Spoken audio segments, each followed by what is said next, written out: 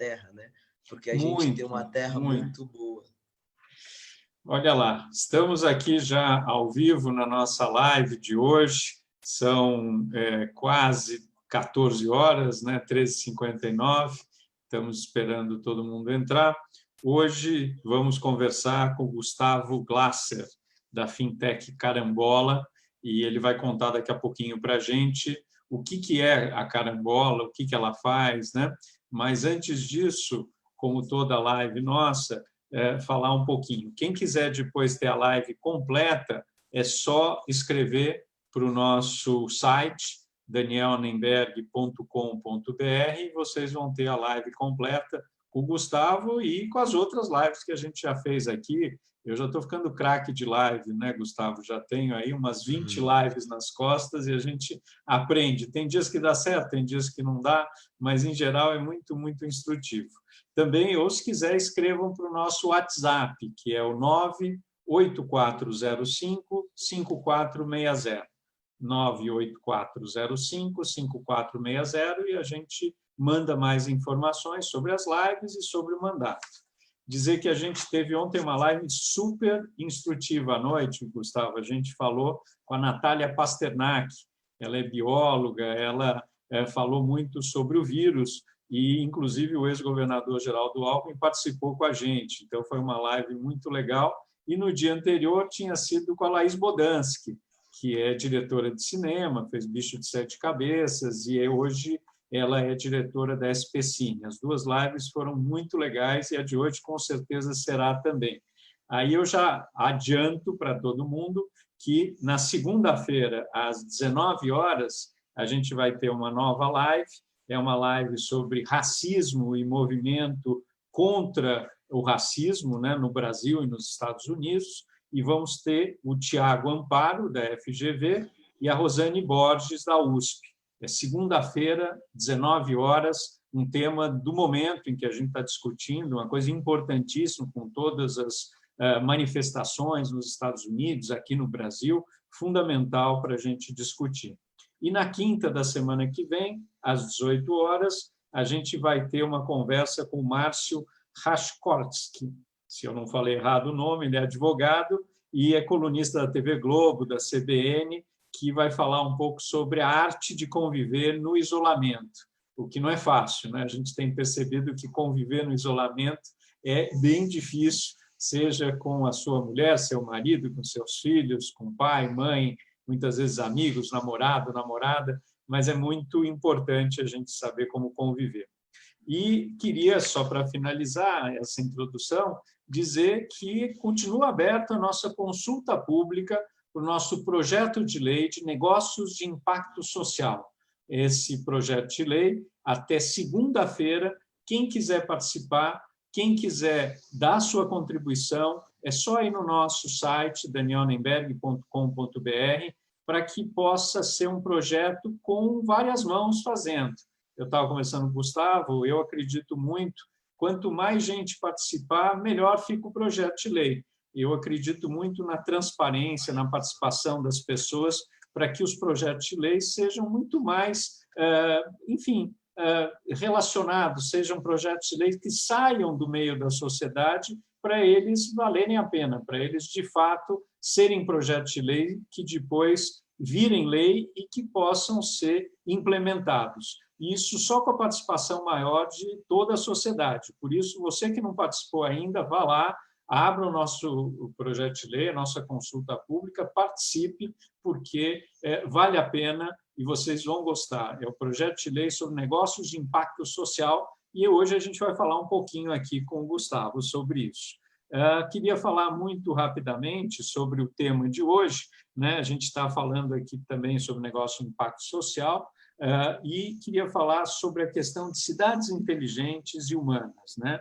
Que utilizam tecnologia e inovação intensivamente para tornar a vida mais simples, sustentável e para reduzir desigualdades, né? Como a gente já expôs num artigo do mês passado, a construção de cidades inteligentes e humanas conta com a intensa colaboração da sociedade civil, que está a todo momento desenvolvendo soluções inovadoras e tecnológicas para resolver os problemas enfrentados pela população. E para que essas soluções não deixem ninguém de fora e sejam verdadeiramente inclusivas, a gente deve garantir que haja diversidade e representatividade de todos os grupos sociais na sua formulação, em especial daqueles em situação de vulnerabilidade, como mulheres, pessoas negras, pessoas LGBTI e pessoas com deficiência, por exemplo. Hoje a gente vai falar com um empreendedor de impacto social, o Gustavo Glasser, né, que se fala mesmo, da Fintech Carambola, que é uma empresa de soluções de tecnologia da informação, que não se limita a oferecer soluções para os clientes corporativos. A Carambola tem o propósito de promover a formação de novos programadores e programadoras e tornar o mercado mais inclusivo, levando diversidade a um segmento dominado principalmente por homens, por jovens, heterossexuais, brancos e de classe socioeconômica média e alta. A Carambola ela forma cerca de 200 novos profissionais de TI por ano. Essa informação, depois o Gustavo ele fala se é isso mesmo ou não. E na Carambola, a diversidade é missão, valor, cultura corporativa e modelo de negócio.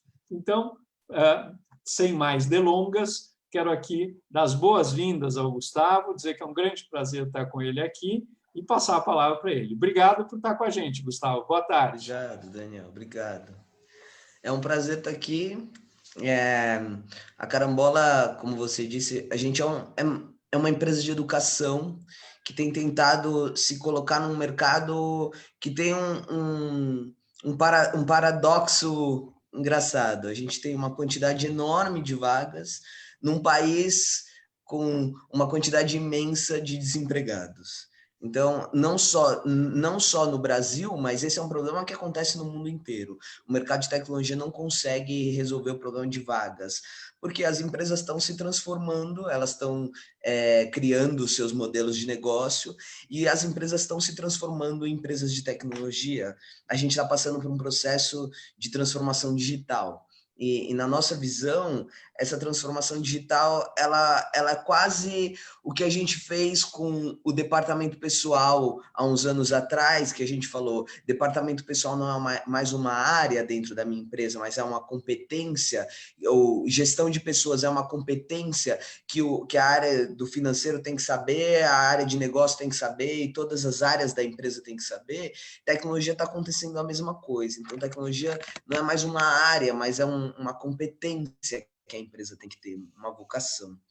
E aí a necessidade de transformar, eu preciso transformar o meu negócio para um negócio de tecnologia, e como eu faço isso? Se os modelos educacionais não conseguem captar essas vagas, não conseguem formar profissionais para preencher essas vagas, ou porque tem modelos de formação que não são mais aderentes à realidade. Então eu vou cursar uma universidade onde o que eu curso tem 4 anos de defasagem, porque o que eu estudo até eu me formar, aquilo já ficou obsoleto. Então como que eu trabalho com esse modelo novo? Eu acho que é isso que a gente está vivendo. E, ao mesmo tempo, as vagas que estão preenchidas, ela tem uma foto. O profissional de TI hoje é um homem branco, heterossexual, cis, de classe média alta. Essa é a foto de um profissional de TI. Não tem nenhum problema nisso, mas se a gente olhar que isso não tem representatividade, se a nossa população não é representada dentro desse mercado, a gente acaba tendo um problema grave de como eu transformo esses negócios se a sociedade efetivamente não participa da transformação dele. E aí eu não consigo preencher as vagas. Então a Carambola tenta se colocar um pouco nesse cenário de ajudar profissionais a preencherem essas vagas, então dar oportunidade para outros profissionais conseguirem preencher essas vagas, e também uma oportunidade para a empresa se colocar dentro dessa situação de, tá bom, eu sei trabalhar com um determinado tipo de profissional, mas para eu trabalhar, por exemplo, no mercado de tecnologia com um menino negro, uma menina negra que vem de uma periferia, eu também vou ter que aprender, eu também vou ter que me colocar num processo de aprendizado.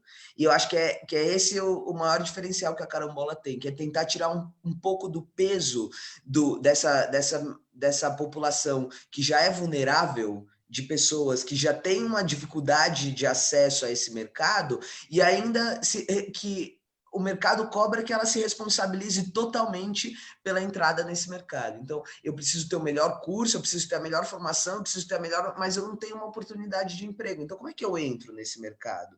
Se hoje as grandes empresas contratam os profissionais pelas habilidades técnicas que elas têm, e normalmente essas habilidades técnicas são compradas. Eu compro um programa, eu compro um curso, eu compro uma formação. Então, a base da pirâmide tem pouco acesso a esse mercado.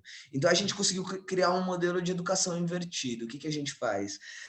A gente capta essa oportunidade que tem dentro dessas grandes empresas de, olha, eu tenho uma quantidade enorme de vagas em aberto e por eu não conseguir preencher essas vagas, eu tenho uma quantidade enorme de projetos que estão travados aqui, mas eu não tenho profissional, então a gente capta esses projetos, a gente tem um programa de formação que é baseado em aprendizado por projeto, então a gente usa esse projeto para ensinar profissionais, e ao mesmo tempo, e aí quando a gente faz isso, a gente dá a oportunidade desse cara que está passando pelo programa, dessa pessoa que está passando pelo programa, ter um processo de geração de renda, a gente gera renda para essa pessoa, porque ela ganha um salário para estudar, ao invés dela pagar um curso, então ela consegue se capacitar, porque ela tem aquela segurança de, tá bom, agora eu tenho uma renda, então eu posso focar na minha formação, e ao mesmo tempo a gente dá a oportunidade dessa empresa conhecer esse profissional durante esse programa, e no final do programa contratá-lo. Então, ela recebe um projeto que esse profissional executa e, ao mesmo tempo, ela pode contratar esse profissional e a gente cria uma série de indicadores para mostrar que esse profissional é apto a entrar dentro desse programa. Então, a gente criou um modelo de educação invertido, onde a gente gera renda para a pessoa que está estudando. E aí, isso é uma oportunidade muito grande, né? Porque num país que tem uma desigualdade enorme, a gente conseguir gerar renda na base da pirâmide para esse cara estudar, a gente começa a gerar um processo que é uma roda que vai virtuosa, né? Ela vai favorecendo esse. Quanto mais gente a gente forma, melhor fica aquela região, aquele profissional aquela área ou aquela empresa que captou aquele profissional. Então, Muito bom, olha, quem dera todas as empresas tivessem a mesma visão que vocês, viu, Gustavo? Parabéns. É um belíssimo projeto e, de fato, isso ajuda a reduzir um pouco a desigualdade tremenda social que a gente tem no nosso país. Aí, como é que o aumento, né, da diversidade no setor de tecnologia pode gerar impactos sociais positivos mais a médio e longo prazo, inclusive, né? Como é que você vê isso? Eu acho que a gente tem uma oportunidade, eu acho que de todo limão dá para a gente fazer uma limonada, né? Eu acho que é disso que a gente tem que aproveitar. Se a gente contar que todos os homens brancos, heterossexuais, cis, de classe média alta já estão contratados, a gente tem uma oportunidade que assim, ou a gente vai aprender a trabalhar com a diversidade, ou a gente não vai preencher essas vagas. E só um parêntese, a gente vê que o mercado, inclusive, tem falta de gente porque não consegue formar suficiente, né? Isso, Também exatamente. isso. E aí eu acho que a gente eu acho que é um aprendizado, eu acho que a gente é parte de uma sociedade de um todo, né? Mas é um aprendizado que a gente precisa fazer. Tem muitas empresas que estão num processo de hunting, que é caçar os melhores talentos. Eu acho esse nome muito ruim, porque hunting, caçar remete a uma coisa de extrair, né? Eu acho que a gente tinha que semear e não caçar. Então a gente tinha que semear os melhores talentos, porque quando a gente caça, a gente tira e aquilo não reproduz mais. Eu acho que quando a gente põe aquilo para semear, eu acho que essa é a visão que a gente tem que ter. Mas as empresas têm um processo de hunting, muitas empresas, principalmente, têm uma necessidade muito grande. Então, eu quero o melhor profissional, e aí eu tiro ele de uma outra empresa, pago 20% a mais de salário. Isso só aumenta a concentração de renda. Você entende? Porque essas pessoas... E aí, ao invés de eu gastar esses 20% a mais para formar um menino negro da periferia, para possivelmente ele trabalhar, eu fico gastando o meu dinheiro para tentar tirar o cara de outra empresa para pagar 20% a mais, e depois o cara vai ganhar uma contra-oferta para ganhar 30% a mais, e aí a gente já vê essa discrepância no mercado, que é muito grande. Eu acho que a gente precisa atuar nisso. A diversidade é o que eu falei, não é mais só questão de quanto gera esse valor, eu acho que é uma questão que, se a gente não olhar para isso como a maneira de preencher as vagas, não tem mais, porque os homens brancos heterossexuais cis de classe média alta não são a maior parte da população. E eles têm acesso à vaga. Agora, cadê as mulheres negras, os homens negros, os LGBTs que estão dentro desse contexto, que muitas vezes têm dificuldade de entrar nesse mercado? Então, acho que se a gente olhar a diversidade como uma oportunidade de preencher essas vagas, e aí, assim, não é mais um benefício social, é um benefício para o meu negócio, porque a hora que eu faço isso, eu consigo preencher as vagas e acabar com aquele gap, aí eu consigo dar velocidade para os meus projetos e eu consigo aprender a trabalhar. O ônus que tem disso é que a gente vai ter que aprender a fazer diferente, porque do jeito que a gente está fazendo não está funcionando. Então, a gente vai ter que aprender a trabalhar com a diversidade, porque esse é um processo que dá trabalho, aprender a lidar com outras perspectivas. Então, acho que é oportunidade, e isso também é uma oportunidade, porque quando a gente abre a nossa cabeça para lidar com outras perspectivas, a gente tem uma visão mais ampla de um contexto que talvez a gente olhe um contexto muito pequeno, e aí a hora que a gente olha numa visão mais ampla. Então, acho que essa é a maior oportunidade que trabalhar com o conceito de representatividade. Eu acho que a gente precisa gerar dentro das empresas a representatividade que a gente tem na sociedade, pelo menos. Então, se tem metade homem, metade mulher, as empresas têm que refletir isso. E não é só assim, metade mulher, mas nos cargos baixos. Eu tenho muitos negros na minha empresa, mas não tenho nenhum nos cargos de liderança. Isso não tem, a gente não tem essa representatividade. Então, acho que é isso que a diversidade traz para a gente como oportunidade. Muito bom, muito bom. Queria que você contasse um pouquinho, Gustavo, como foi o teu processo de se tornar um empreendedor social da área de tecnologia, um pouco a tua trajetória profissional e como é que você chegou nessa questão da área e da diversidade, né? E também quais são os desafios específicos que empreendedores sociais dessa área, né, enfrentam para desenvolver e tornar seus negócios sustentáveis, né? Eu acho que cada um tem o seu processo. Eu acho que o meu processo foi um pouco a ver com a minha história de vida. Eu acho que a minha história de vida culminou a olhar para o mundo de uma maneira diferente, né? Eu acho que cada um tem sua história, sua trajetória, mas no caso da carambola, eu costumo brincar que ela nasceu um pouco do meu fígado, porque era uma necessidade muito pessoal minha, era uma coisa assim muito. Eu preciso aprender a me colocar no mercado, eu tenho uma dificuldade grande de ter acesso a mercado e como que a sociedade me enxerga. Então, eu sou um homem trans, dentro desse processo, eu tive muita dificuldade de entrar no mercado, tem um processo, e aí dificuldade pessoal de tentar me entender como ser humano, que eu acho que cada um tem a sua jornada de aprendizado e eu tive a minha, mas também de tentar me enquadrar dentro de uma sociedade que eu não tinha representatividade nenhuma, onde eu olhava para o lado e não tinha ninguém parecido comigo. E aí cria um processo que quando você não... Como que você se identifica se você é único dentro daquele contexto? Eu tive uma jornada que, há quase 20 anos atrás, quando eu entrei nesse processo, os meus pais não faziam ideia do que era isso. A gente não era, o assunto não era um assunto tão corriqueiro quanto é hoje. Era uma coisa muito fora do alcance de todo mundo. Então, não tinha internet para pesquisar, não tinha...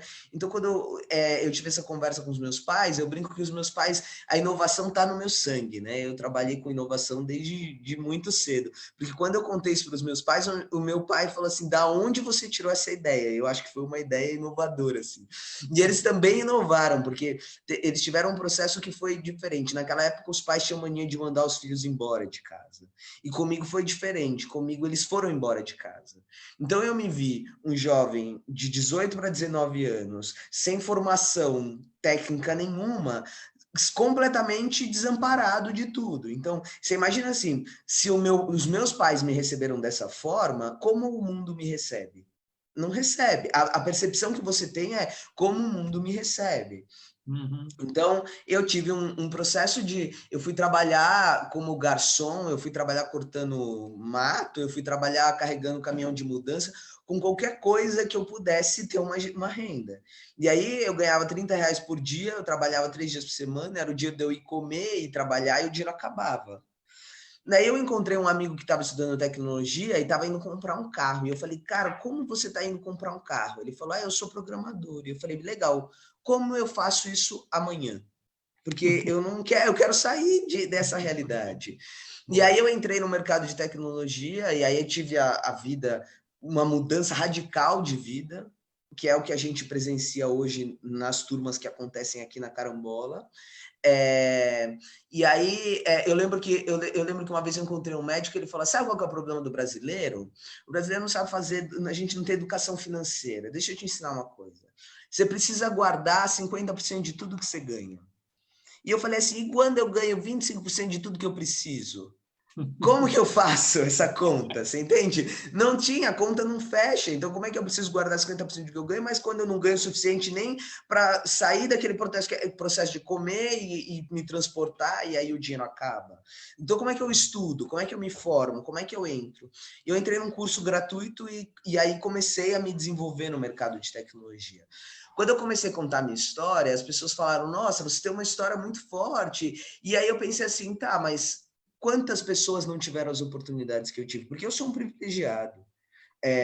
Eu sou hoje um homem branco, heterossexual, de classe média alta, assim, mas eu sou um privilegiado. Dentro disso, por mais que o meu processo tenha sido doloroso, eu tive uma série de privilégios que me conduziram até aquelas decisões, né? Eu costumo brincar que a gente fala assim: se eu fosse você, eu faria tal coisa. Se fosse eu, você faria a mesma coisa que eu, que você teria as mesmas informações que eu tive para lidar com aquele problema. Não tem como você ser eu e tomar uma decisão diferente da minha. Mas eu tive uma série de privilégios. Então, quando eu comecei a contar a história da Caramba, entrei no mercado, comecei a contar a minha história, e aí eu vi que as pessoas falavam: Nossa, essa história é muito legal. Eu falei assim: mas tem um monte de gente que tem uma história parecida com a minha, mas talvez não teve a mesma oportunidade que eu. E aí eu fundei a Carambola com o intuito de fazer um negócio que fosse diferente. Eu não sabia bem o que era diferente, mas eu queria. Então eu contratava todo mundo que não conseguia emprego, todo mundo que tinha uma dificuldade de arrumar emprego. Eu falava: Você quer aprender? Quero. E aí eu colocava essas pessoas para aprender. E aí passava um tempo, elas eram contratadas pelo mercado. Eu era uma empresa pequenininha, pagava um salário pequeno, não pagava o salário das grandes empresas. Passava um tempinho, essas pessoas iam para essas grandes empresas para ganhar um salário. E um dia falaram assim para mim: pô, seu negócio nunca vai dar certo, porque você forma as pessoas e elas vão embora. E aí a gente olhou, eu tenho um sócio, e aí a gente começou a discutir, falou: pô, mas talvez seja esse o nosso valor. Se a gente forma e elas vão embora, talvez a gente está fazendo alguma coisa certa. Então vamos aproveitar desse contexto e vamos fazer para que elas vão embora. Então a Carambola nasceu de uma necessidade, e aí é um processo, quando eu conto essa história, eu falo dos meus pais, também é um processo educacional, porque hoje os meus pais têm acesso a saber que eu sou uma pessoa trans, que eu tenho uma disfunção e que a gente precisa fazer um tratamento e que eu tenho uma adequação hoje do meu corpo que adequa com a minha cabeça e tá tudo certo.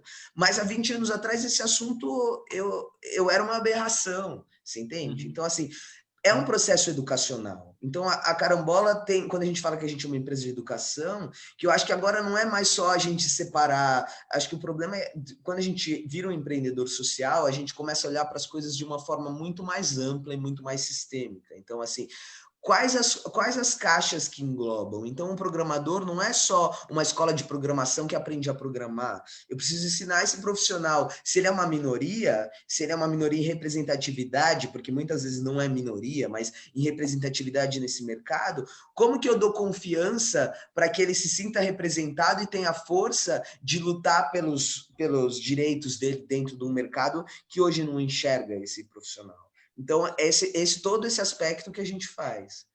E você falou das dificuldades, então, essa foi a minha história, mas, e quando a gente fundou a Carambola, é para buscar, eu brinco que a maior missão da minha vida é fazer com que a Carambola, que a gente não conte mais histórias como a minha, que a gente acabe com essas histórias de exclusão social, que a gente acabe com essas histórias de uma pessoa bem-sucedida que conseguiu passar por uma dificuldade, porque eu acho que a gente tem uma abundância muito grande dentro do contexto, se a gente for falar de Brasil, a gente é um país de abundância. E a hora que a gente entender essa abundância e começar a tratar isso da maneira que tem que ser, eu acho que a gente não vai contar mais histórias como essa. Eu acho que esse é o trabalho que a gente precisa fazer. Mas os desafios que a gente enfrenta como empreendedor social é que a gente tem um negócio que na minha visão, eu sinto que a gente, empreendedor social, está numa vanguarda. A gente está vivendo uma situação que, assim, a gente está criando negócios que eu acho que todos os negócios deveriam ser negócios de impacto social. Porque, na verdade, eles são, para bem ou para o mal, todos os negócios geram impacto social. Eu posso fazer um impacto social negativo, mas eu posso, quando a gente fala empreendedor de impacto social, a gente fala de impacto positivo, mas eu acho que tudo que a gente faz tem impacto na sociedade. Então, eu acho que os negócios daqui para frente teriam que ser enxergados dessa forma.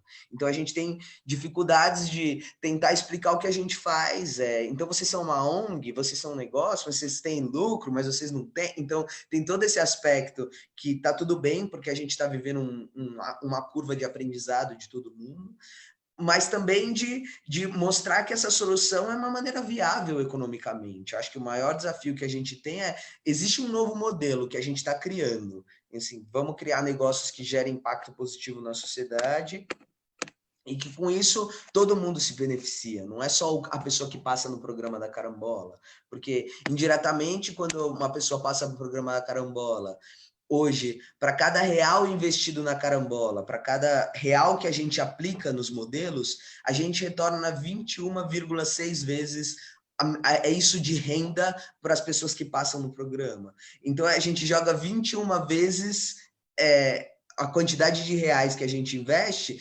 no lugar que essa pessoa mora, porque tem a família dele, e aí impacta diretamente o bairro que ele vive, e que tem a diminuição da desigualdade, que eu acho que a lei, e aí naturalmente diminui a violência. Então, indiretamente, todo mundo é beneficiado com isso, mas a gente precisa entender a fazer essa conta, né? Então, o desafio que a gente está vivendo é esse, como que a gente faz essa conta?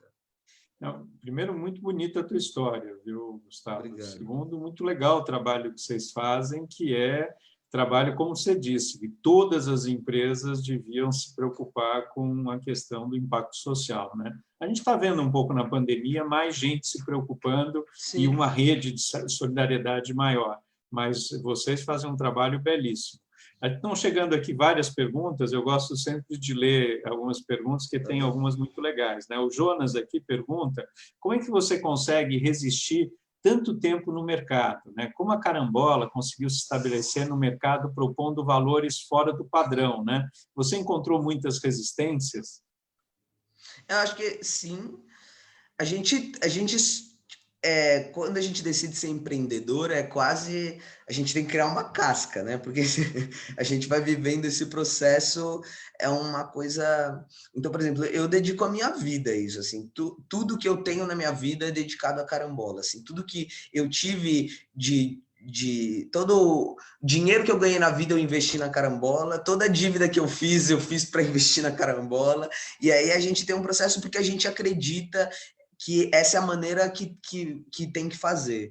Então, assim, quando a gente acredita que esse é o jeito certo, a gente resiste porque não tem outro jeito de fazer, porque esse é a maneira correta de fazer. Então, tem desafios enormes. A gente, é o que eu falei, a gente está vivendo uma coisa que eu tenho um sonho de uma ideia, eu falar assim, nossa, eu faço diversidade para o mercado, e as pessoas olharem e falar, nossa, que loucura é isso que você faz, você vende areia na praia? Eu gostaria que a gente chegasse a esse ponto, de eu não ter que... mas quando a gente explica, ainda tem uma coisa, nossa, isso é muito diferente, nossa, isso aqui... Então, isso tem um desafio que, assim, eu me sinto um mateiro, que estou desbravando um mato, com uma faquinha de plástico, assim, porque a gente tem poucas ferramentas para lidar com isso, mas uma crença enorme de que o que a gente está fazendo é a maneira correta de fazer. Então, é difícil fazer de outro jeito, né? Eu não consigo me ver fazendo de outro jeito. Aliás, estão me perguntando aqui, a Marisa, como é que você conseguiu investimento para a Carambola, né? Como foi captar recursos? E eu acrescento, queria saber por que chama Carambola? Tem algum significado? Tem.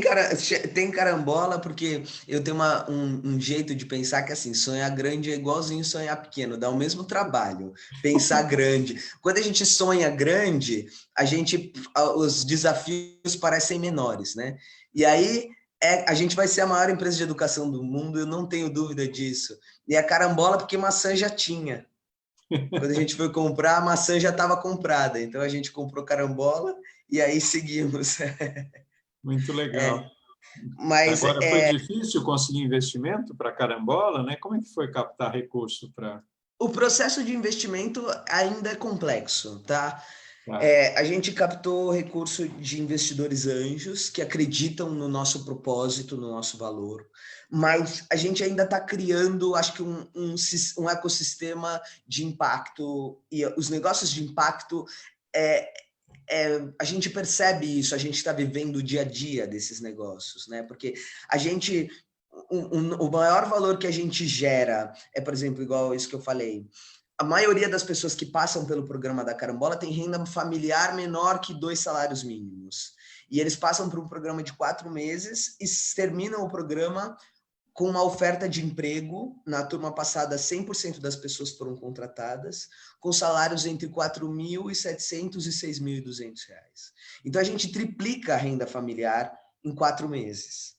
Então, esse é um processo enorme. Se você for contar no tempo que a pessoa trabalha, na carreira dessa pessoa, então você tem um impacto social enorme quando você faz Uhum. isso. Só que o nosso negócio é avaliado como, por exemplo, quando o investidor chega na gente, muitas vezes ele avalia o nosso negócio como um negócio assim, então quanto de resultado financeiro vocês fazem?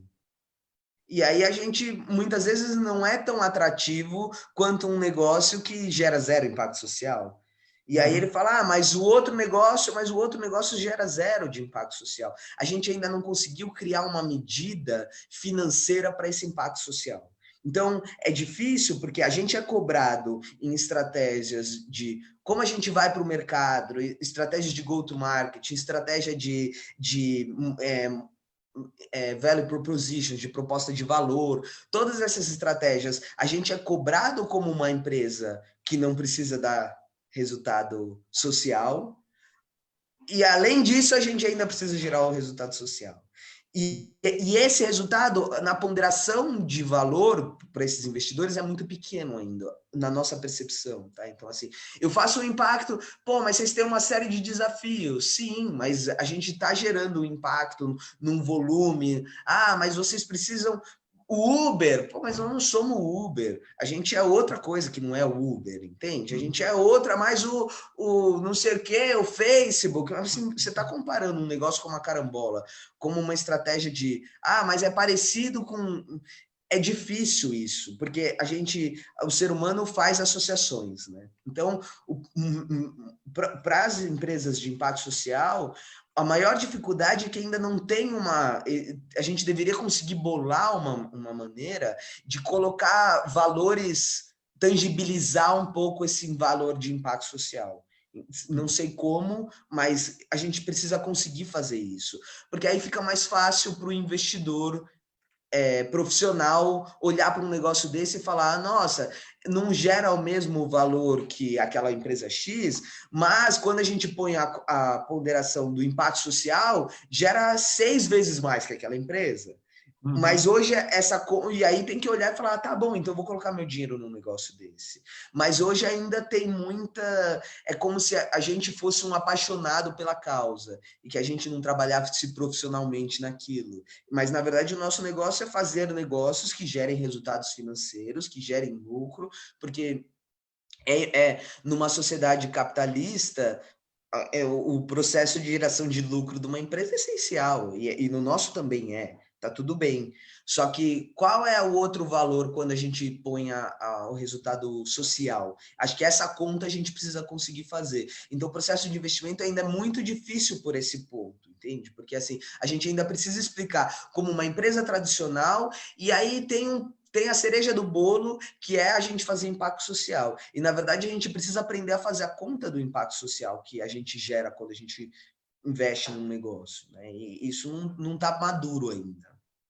Mas é difícil, viu, Gustavo? Quando a gente montou o Poupa Tempo, as pessoas falavam, pô, mas isso custa um pouco mais para o governo. Mas a gente via que, para a sociedade, o impacto era gigantesco, e a gente não conseguia quantificar, muitas vezes, o tempo que o cidadão perdia na fila, o tempo que o cidadão levava para se deslocar, até ele conseguir o documento. Mas é interessante levantar isso. Mas saiba que vocês não estão sozinhos. Eu não gosto muito desses eventos de Gartner, mas eu fui há 2 anos atrás, lá nos Estados Unidos, num evento desse, e a coisa que mais me impressionou foi uma empresa que fazia educação do pessoal de programação para mulheres negras na periferia de Chicago. Era um projeto maravilhoso, e como isso muda o que você está falando, o bairro, muda a convivência, muda a cabeça das pessoas, é uma coisa tremenda, tremenda e maravilhosa. Por isso, isso faz toda a diferença, né? Não tenho dúvida disso. Agora, como é que o poder público, né, pode apoiar o desenvolvimento dos negócios e iniciativas de impacto social e da área de tecnologia? Como é que a gente pode ajudar pela área pública isso, né?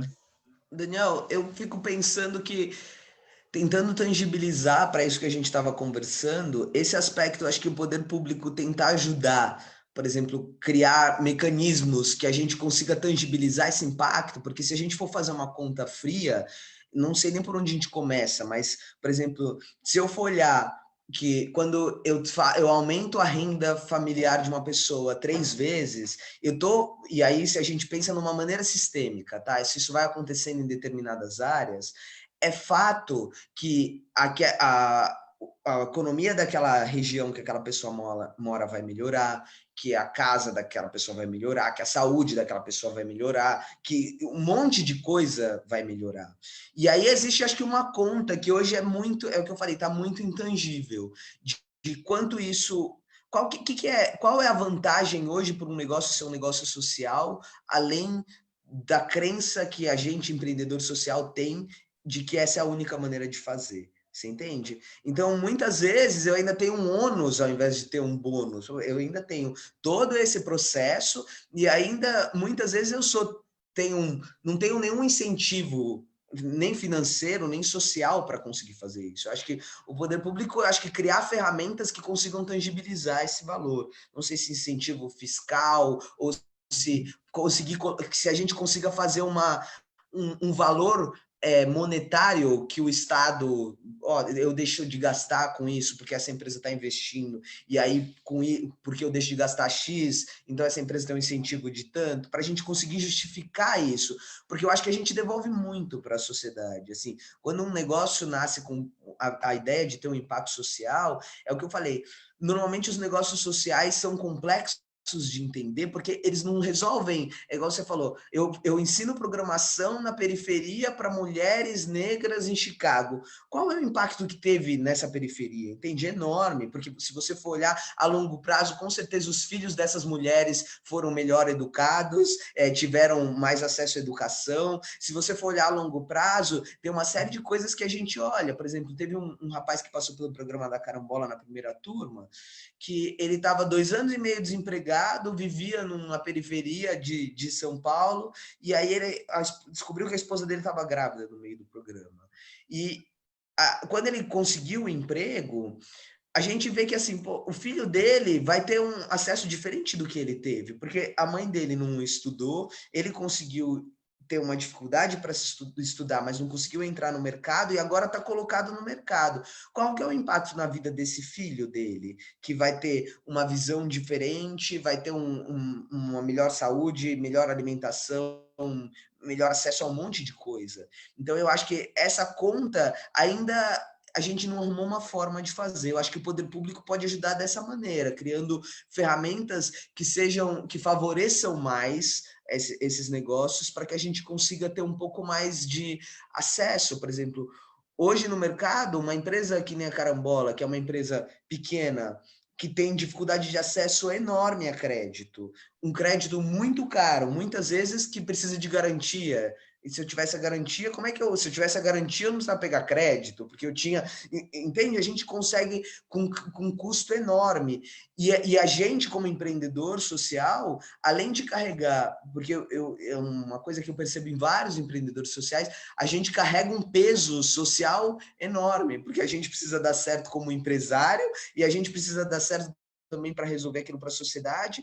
E se não acontece, como fica? Entende? Tipo, se a gente tem uma dificuldade igual essa na pandemia, toda a responsabilidade de um ecossistema está em duas pessoas, em dois CPFs que estão atrás de um CNPJ. Você entende? Então, assim, a gente não pode deixar um negócio desse morrer porque um mercado. Eu acho que o poder público pode ajudar desse jeito, criando fomento, criando incentivo, balizando também o que é uma coisa, o que não é, o que é impacto social, o que não é, criando esse processo para a gente conseguir ter uma conversa um pouco mais com o mesmo, todo mundo partindo do mesmo patamar.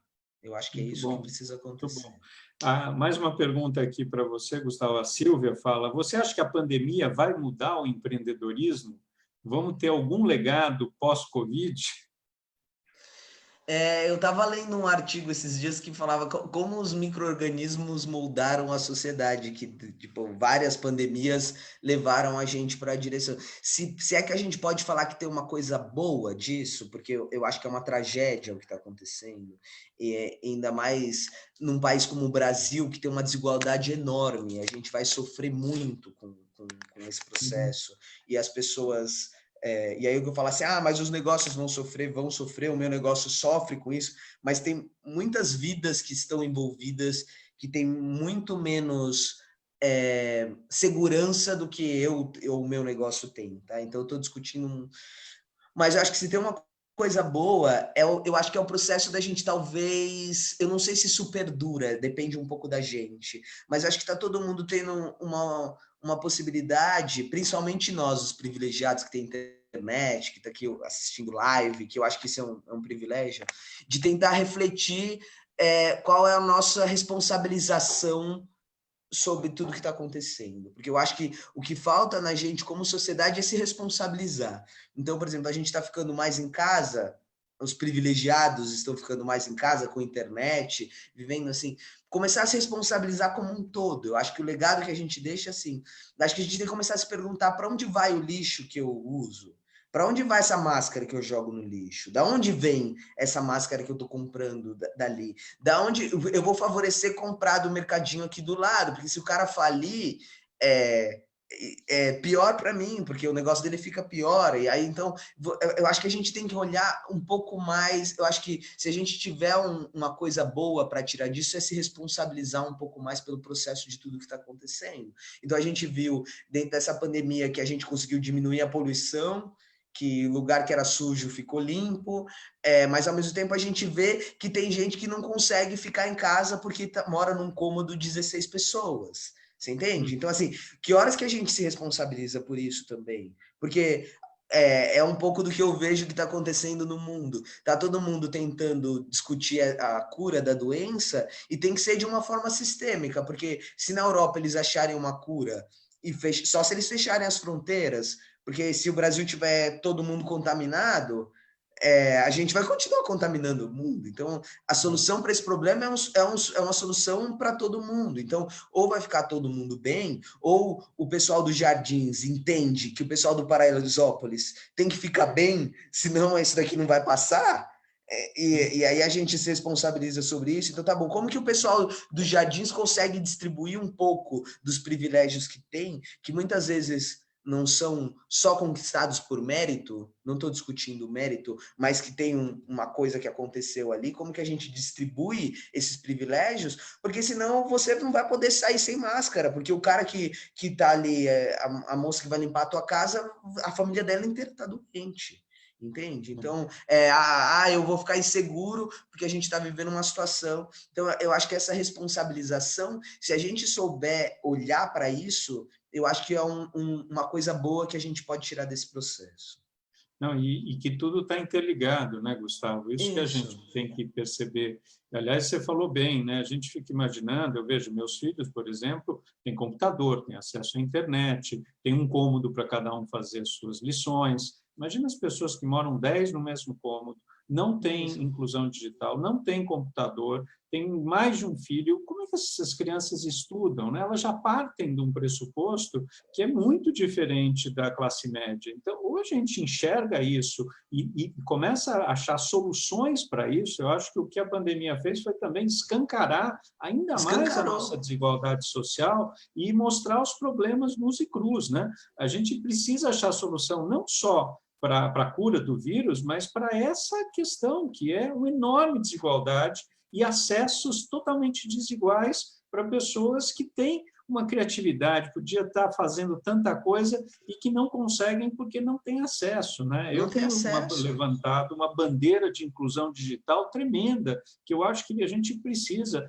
A inclusão digital acho que tem que ser igual saneamento básico, que Que nem... a gente ainda não tem em todos os Pois lugares, é, né? que a gente ainda É não isso tem aí. mas igual saúde boa para todos, educação de qualidade para todos, enfim, tem que estar na ordem do dia. A pandemia mostrou que ou a gente faz isso ou as desigualdades aumentam, né? A E gente eu acho que quando a gente olha também quando a gente olha mais equidade, quando a gente olha para um mundo mais com a mesma oportunidade, a gente começar partindo do mesmo. Eu acho que todo mundo se beneficia. com Entende? Porque certeza.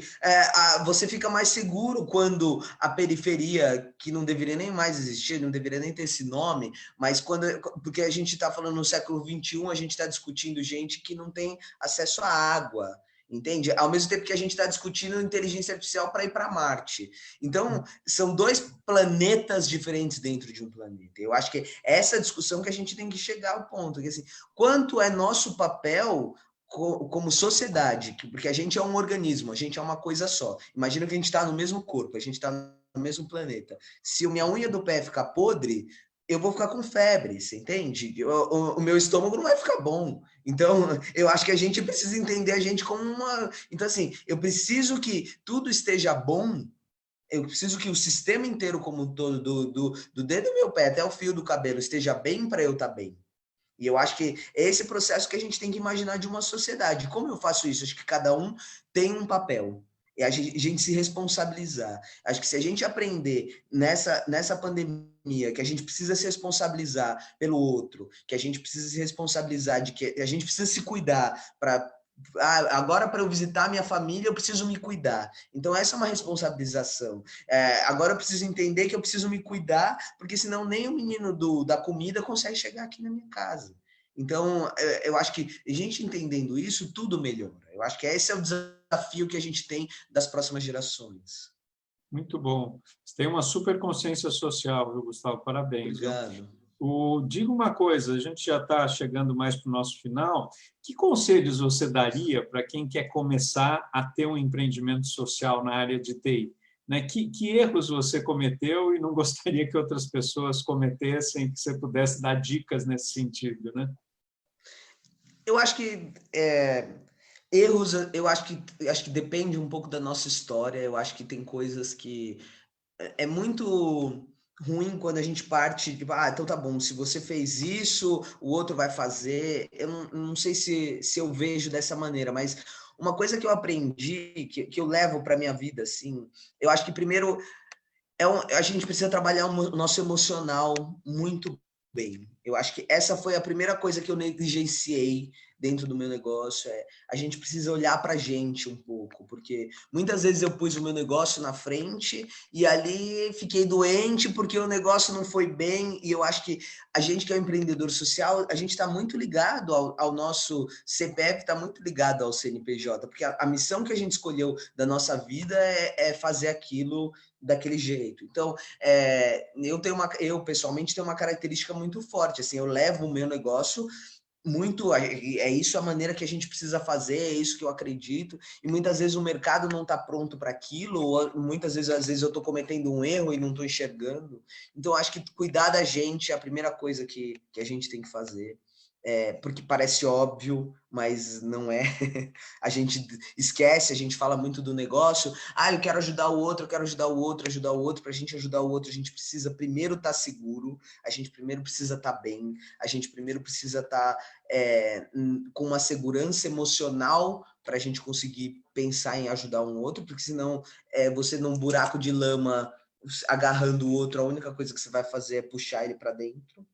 E eu acho que aprender a errar, e eu acho que para qualquer empreendedor, eu tenho uma frase que é assim, a gente precisa aprender a errar rápido e errar diferente, errar pequeno. Então, assim, a gente é como se a gente estivesse tomando várias ações o tempo inteiro e que sabendo que elas podem dar errado e que tá tudo bem se elas derem errado, contanto que não seja o mesmo erro que eu cometi da outra vez. Então, tá bom, esse jeito eu já olhei, eu já errei, eu aprendo e agora eu acho que se a gente erra diferente, a gente está indo para alguma direção. E aí é um processo de exploração. É um empreendedor social, é um cara hoje que está explorando um mercado muito obscuro ainda. A gente tem, eu brinco que eu tô no meio de uma neblina com um farol que me dá um palmo na frente, porque o que você imagina daqui? Eu não sei. Se você me perguntasse em dezembro, se eu tinha noção que a gente ia viver essa história da pandemia, eu podia fazer análise de risco que for.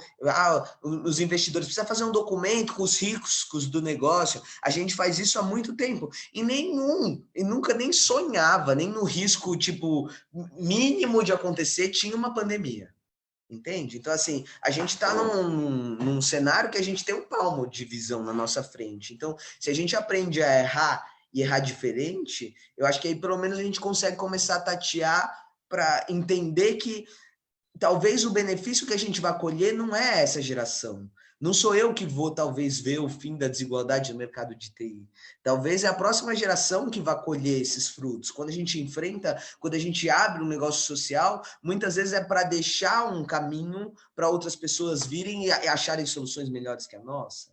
Então, o que eu tento fazer no meu negócio é achar pessoas que acreditem no que eu acredito para tocar isso para frente, porque a gente precisa ter esse legado, porque aí a gente garante que ele acontece. A carambola não pode morrer comigo, entende? Eu não posso falar assim, por algum motivo o Gustavo não existe mais, então a carambola deixa de existir. A carambola precisa existir independente do Gustavo. Eu acho que esse é o maior desafio de um empreendedor social. E para isso a gente precisa estar emocionalmente bem para conseguir fazer. E você aprendeu tudo isso na prática, Gustavo? Ou Na carne. A minha mãe fala, tem 2 jeitos de aprender, na dor e no amor. Eu estou tentando aprender no amor, porque na dor, às vezes tem que aprender na dor, mas tem que... A dor dói mais, né? Dói mais. Mas você lembra também, né? Muitas vezes aprender no amor, por mais que seja bonito, às vezes você fala, você não dá valor, né? Então, quando dói, é isso que eu falei, tropeça, rala o joelho, eles falam, ali não pode, ali cai. Aí tem que... Você tem toda a razão. Com o filho é assim também, viu, Gustavo? A mesma coisa. Muitas vezes só quando cai, tropeça, fala, eu avisei, mas não adianta avisar. Não adianta avisar, tem que viver. Tem que Por isso que eu viver. falo, os meus conselhos eu acho que cada um vai ter a sua história, a sua trajetória. Então, tem que aprender com os erros, porque muitas vezes é igual você disse, não adianta falar. O que eu falo, mas o Gustavo um dia falou isso. Tá bom, mas tem que viver lá, pôr o dedo na tomada e ver que dá choque. Só não pode pôr de novo. Pois é, e não pode ser muito forte, porque pode morrer. Isso, então, é isso. É isso.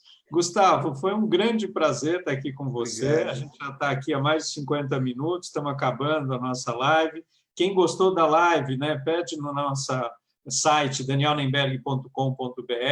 O Gustavo, acho que a inovação está no seu ser, viu, Gustavo? Você Obrigado. É um inovador assim, nato, assim, você nasceu com isso. Aliás, Obrigado. no teu jeito, na tua figura e na tua empresa, é tudo junto, né? E Obrigado. É muito bonito de ver, viu? Parabéns mesmo. O que a gente puder ajudar, quero estar aí podendo ajudar. A gente está soltando esse projeto de lei de impacto social, né, que tem a consulta pública até segunda-feira, quem puder participar também na nossa página, mas eu quero muito estar próximo para poder, o que eu puder te ajudar aí também na relação com o poder público e com projetos, conta comigo, viu? Porque Obrigado. é belíssimo o projeto que você está desenvolvendo e precisa ter mais Gustavos na vida, né? E mais carambolas na vida. Vamos fazer muitas. Muitas carambolas. Então, com esse pensamento, a gente se despede. Lembrando, segunda à noite, a gente tem uma live muito legal para falar sobre racismo e movimento contra a violência, né? Contra o racismo no Brasil, nos Estados Unidos, segunda às 19 horas. E te agradecer de novo, Gustavo. Parabéns. Obrigado. Vamos ficar próximo. Até logo. Tchau. Um abraço grande, gente. Beijo para Tchau. todo mundo. Foi um prazer estar com vocês aqui. Até mais. Tchau, gente.